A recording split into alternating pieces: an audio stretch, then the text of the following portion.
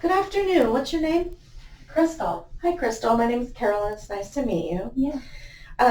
Before we get started today, first of all, I want to apologize for my throat. I've been sick the last couple of days, but I'm not sick anymore, so I'm not contagious Okay. or anything. But I just That's wanted to let you good. know my throat is still a little sore, so I apologize for that.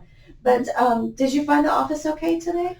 Oh, I did. It was easier before you guys moved though, but today I had to remember like how many stoplights to go. Like 3 stoplights and then turn, and I think I'm okay. But All right. Well, I do have a little map that I can give you before you leave today. So that would be awesome. maybe that'll help out a little bit. Okay, so I want to go over a couple of things with you really quick before we get started. So this is going to be our notice of privacy practices. We take your confidentiality here very seriously, and the only time that we would ever have to break any confidentiality is for just on a couple of occasions. The first one is if there is a child or an elder adult or disabled adult that we feel is in danger. And also if you threaten to harm yourself or to harm someone else.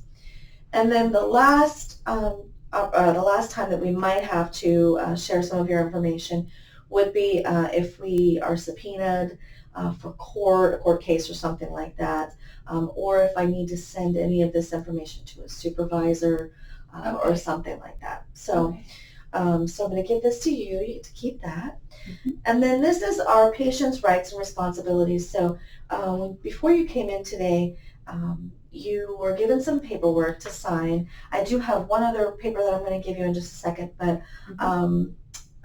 this just goes over a little bit more in depth about the information that you signed, your privacy, your rights, and your responsibilities as a client here. Okay, so here's that. This is our orientation guide, and this has some really great information in it. And what I really like to point out to clients when they come in is the back page here. It's got some emergency contact numbers and some information here, some phone numbers that you can contact if you need to cancel an appointment or reschedule an appointment, those sorts of things. So feel free to utilize these as needed, especially like if you have an emergency and it's after hours, obviously 911, but there's also some emergency numbers in here that you can contact if you just need to talk to somebody. Great. Okay, and like I said, this form here that I'm going to give you, this is our informed consent. So this is basically just that you're giving permission for us to treat you today. And so I'm just going to give that to you. And when you're finished there, if you could give it back to me, that'd be great.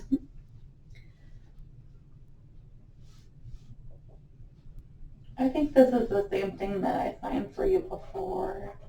Oh, okay. It's a good possibility. Just about everybody who comes in here has to sign one of those, and every time you come back, you have to sign one. So, quick question, Crystal: have you ever been to counseling or therapy before? I have when I was younger, like when I was a teenager. Oh, okay. And can you tell me about that experience? I don't know. I guess I was just having trouble, like, being in school. I was bullied, and I didn't want to go to school during the day.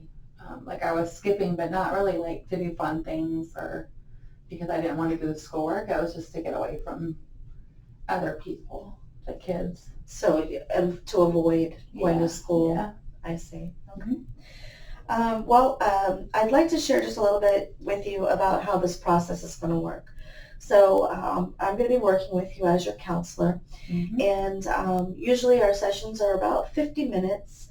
You're going to come in, and you're going to share with me whatever it is that you'd like to share, and we're going to go over things and just have a discussion. I just want you to feel free to share things with me. And then I may ask you questions just to try to clarify some information and things like that. And we're just going to move forward from there. And hopefully we'll be able to work together to come to some conclusions about whatever brought you in today. So that being said, can you tell me a little bit about what brought you in today? So I've been working nights, and I work in a home for people with disabilities, and I work at night. And Okay. well, I'm really struggling to work all night because I'm getting scared of things in the dark at my job. You're scared of things in the dark? Yeah, I'm afraid of what's in the dark. I'm not afraid of the dark. I'm afraid of what's in the dark. Like, I don't know if I'm hallucinating and seeing things and hearing things, or if there's really things going on. I'm just not sure right now, but I'm having trouble. Like, some of my job duties are like cleaning the kitchen and getting meal prep done for the next day and things like that for all the people that are in this home. Mm-hmm. But I'm finding out that I'm leaving things until like 5 in the morning because it's scary when it's dark. I don't like want to move around a lot and go in the kitchen and do things in there because I think people are looking in the windows at me and stuff like that. Okay. And can you tell me about how long this has been going on? Oh, probably for about a year. I just didn't want to tell anybody that, but I kind of got wrote up recently because I didn't do some things. I didn't have time to do everything by the time the sun was coming up and it was getting light outside. I didn't have enough time. I see. So, so this issue is starting to cause problems with your job, Mm-hmm. and because you're not having enough time to get the things done that you need to get done, and so now your supervisor is noticing that you're leaving duties undone. I would have time if I did them all night, but it's Right. almost like I'm okay until it gets to a certain time of the night, and then I don't know, like between 2 and 5, it's creepy, scary, and I don't like walking around by myself when everyone's Right. asleep. So would it be safe to say that you're feeling kind of paralyzed while you're there, like Yeah. you're afraid and not wanting to move around and do your job duties? Mm-hmm. And this has been going on for approximately a year. Yeah. Have you had any issues like this in the past? No. Okay. No. Have you shared this with anyone else? No. Okay. And are you married? I'm married. I have kids to support. I haven't even told my family because I'm so embarrassed. I don't want them to be saying, oh, I'm schizo or something because I don't know. I might be because I'm hearing things, seeing things. And, I'm sorry, I forgot to turn off my ringer. So are you concerned that you may have some mental illness or something? Well, I'm a little nervous about it because I do have some people in my family that have had it for years. Okay. I've just kind of always made reasons for things happening and, made a reason why it wasn't that. So I don't know that it is. I don't know. Maybe I'm just super tired. I don't always sleep enough during the day, I don't think, but I'm just not sure anymore. I see. What's real and what isn't.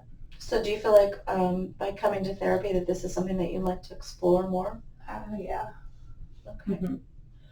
Well, I would love to continue working with you, Crystal, and I am not allowed to write prescriptions, but what I would like to do is maybe in the future have sent you for an evaluation with a psychiatrist just to see if they are thinking that there's some medications that might be necessary. But up until that point, I definitely want to continue meeting with you and seeing if we can move forward with this and just explore more about your feelings and what you're going through. Does that sound okay? Mm-hmm. All right, wonderful. Well, we'll go ahead and set you an appointment for next week, and I look forward to seeing you then. Okay, sounds good. All right, wonderful. Thank you.